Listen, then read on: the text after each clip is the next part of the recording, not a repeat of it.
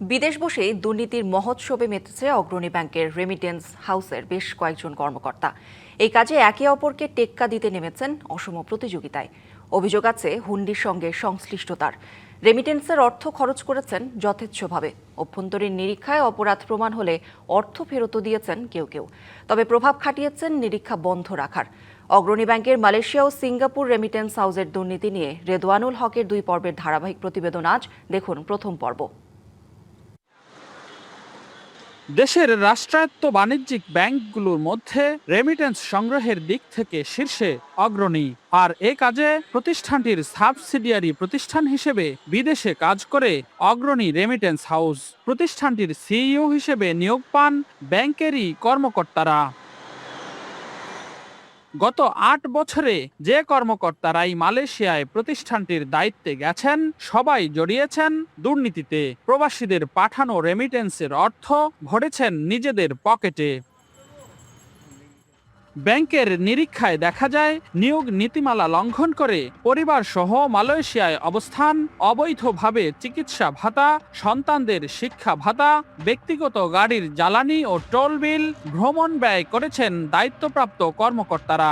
অপরাধ ঢাকতে তৈরি করেছেন ভুয়া ভাউচারও। 2017 সাল থেকে 2024 সাল পর্যন্ত 7টি অডিট আপত্তিতে উঠে আসে 1,24,000 রিঙ্গিতের অনিয়ম।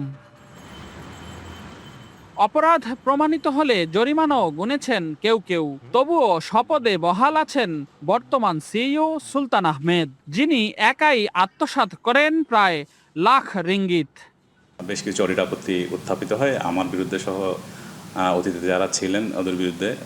টোটাল 7টি অডিট আপত্তি উত্থাপিত হয় এবং সেই অডিট আপত্তিগুলো ম্যানেজমেন্টের নির্দেশনা অনুযায়ী আমরা ইতিমধ্যে গত ডিসেম্বর মাসেই সম্পূর্ণ পরিশোধ করে ইতিমধ্যে সমন্বয় করে দিয়েছি এবং সমস্ত আপত্তিগুলোই ছিল আমাদের বিভিন্ন খরচ এবং বিভিন্ন সুযোগ সুবিধা সম্বলিত। এই আপত্তিগুলো দ্বারা গ্রাহক বা ব্যাংকের কোনো ক্ষতি সাধন হয়নি।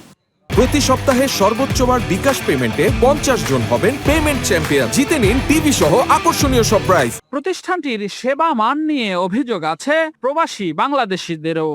আমরা সরকারের কাছে আবেদন করব, আমরা দেশের স্বার্থে যখন রেমিটেন্স দেশে পাঠাই সেই রেমিটেন্সকে কৃত্রিমভাবে সমস্যার সম্মুখীন করে হুন্ডির দিকে ধাবিত করা যে ব্যাংক কর্মকর্তা আছে তাদেরকে বিচারের আওতায় এনে এই সমস্যা সমাধান করতে।